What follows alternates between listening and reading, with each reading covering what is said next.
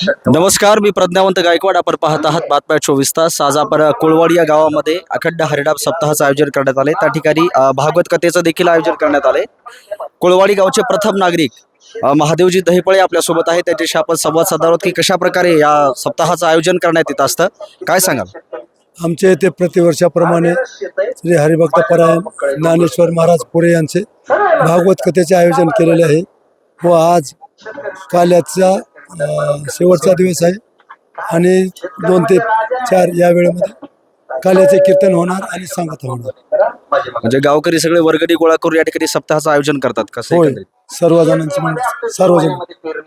धन्यवाद आपण दिलेल्या माहितीबद्दल. त्याचबरोबर आपल्यासोबत गावचे नागरिक आहेत कोळवाडीचे. अशोकजी जायभाई आपल्यासोबत आहेत. त्यांच्याशी सुद्धा चर्चा करणार आहोत कशा प्रकारचा हा सप्त्याचं आयोजन करण्यात येते. धन्यवाद. मी अशोक जायभाई, कोळवाडी तालुका अहमदपूर, जिल्हा लातूर या ठिकाणी गेली 21 वर्षापासून या सप्ताहाचं आयोजन चालू आहे.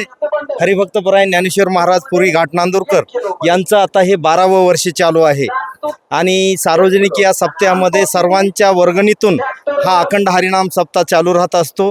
विशेषतः म्हणजे खास बाब म्हणजे या गावामध्ये आतापर्यंतच्या इतिहासामध्ये कुठल्याही प्रकारचा आचारी लावलेला नाही आहे. मुफ्तमध्ये सेवा या ठिकाणी सर्व तरुणाच्या, सर्व आचारी मंडळाच्या सहकार्यातून या ठिकाणी हा सप्ताह संपन्न होत असतो आणि अन्नदान पण गावातीलच सर्व मंडळी दोघं तिघं मिळून असं या ठिकाणी दररोज अशा प्रकारचं भरपूर असे अन्नदान चालू आहे. पंचकृषीतील बरेचसे भाविक या ठिकाणी जमत असतात आणि या गावामध्ये 3 ते 4 सप्ते अशाच प्रकारचे होत असतात. आता 10 एप्रिल ते 17 एप्रिल या कालावधीमध्ये हनुमान मंदिरासमोर आणखीन एक मोठा सप्ताह होणार आहे. वार्षिक सप्ताह असतो तो आणि नामांकित कीर्तनकार त्याही सप्त्यामध्ये येत असतात. या ठिकाणी तर भरपूर अशा प्रकारचं अन्नदान आणि आज राम जन्म नवमीच्या निमित्तानं आज सप्त्याची सांगता होणार आहे. आता थोड्याच वेळामध्ये या ठिकाणी कीर्तनाचा कार्यक्रम होऊन या सप्ताहाची सांगता होणार आहे. भव्य दिव्य अशा प्रकारचा हा अखंड हरिनाम सप्ताह या ठिकाणी संपन्न होत आहे. तर पंचकृषीतील भाविक आणि गावातील सर्व मंडळी अतिशय आनंदानं या सप्ताहामध्ये सहभाग घेत असतात. धन्यवाद. चांगदेव निवृत्ती दहिफळे देखील आहेत, गावचे ज्येष्ठ नागरिक आहेत. त्यांना सुद्धा या संदर्भामध्ये अनुभव आहे. त्याच्याकडे आपण जाणून घेऊयात की कशा प्रकारे आजचा रामनवमीचा दिवस सुद्धा आहे व आजच्या दिवशीच भगवान रामांचा जन्म झालेला आहे आणि त्याचा जन्मोत्सव देखील या ठिकाणी मोठ्या थाटामाटामध्ये साजरा होताना आपल्याला पाहायला मिळणार आहे. रामनवमी आणि हा जो कार्यक्रम आहे तो एकत्रित संपन्न होणार आहे. हा रामनवमी आणि भागवत कथा हा गेली 20-22 वर्षापासून आणि सर्व गावकरी मिळून एकत्रित कीर्तन, भजन आणि भागवत कथा हा रात्री आणि दिवसा रामनामाचा जप करून हा आज म्हणजे रामनवमीच्या पर्व काळामध्ये त्याची सांगता होते. सर्व गावातील सर्वजण एकत्र येऊन हा उत्साह एकदम उत्साहात मध्ये गावाच्या ह्याच्यानं प्रत्येक दिवशी पंगत वगैरे करून साजरा करतो. अशा पद्धतीनं गावात एकोप्यानं सगळे राहून काम करतात सगळे.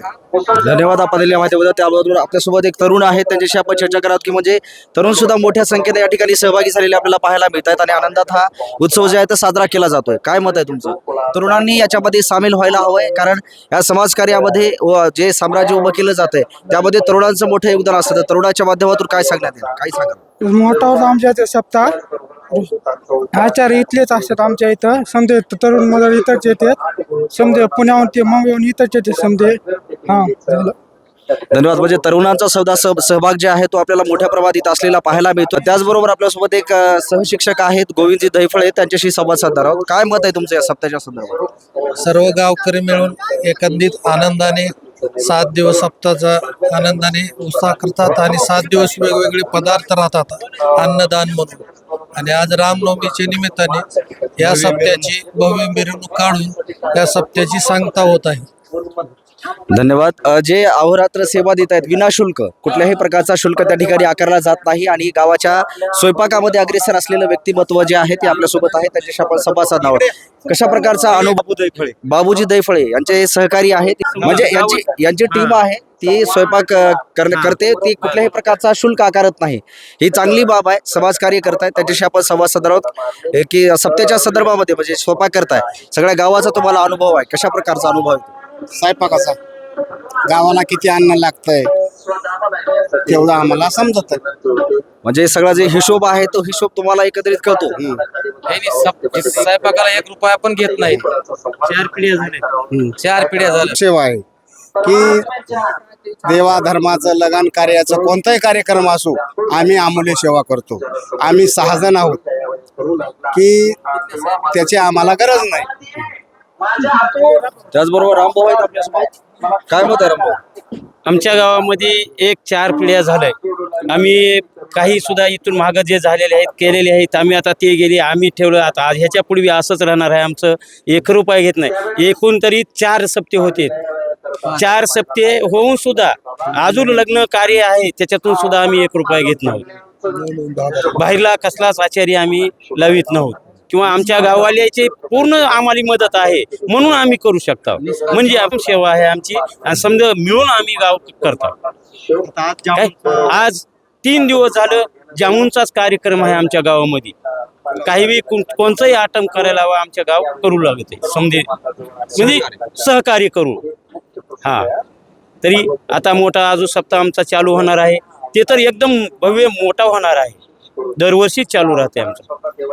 धन्यवाद. धन्यवाद आपण दिलेल्या माहितीबद्दल. आपण कोळवाडी या गावामध्ये होतो, नागरिकांचं मत जाणून घेतलं. तर या ठिकाणी मोठा सप्ताह आयोजित करण्यात आलाय. भागवत कथेचा देखील समारोप आहे आणि त्याचबरोबर आज राम जन्मोत्सव देखील या ठिकाणी मोठ्या उत्साहात साजरा केला जाणार आहे.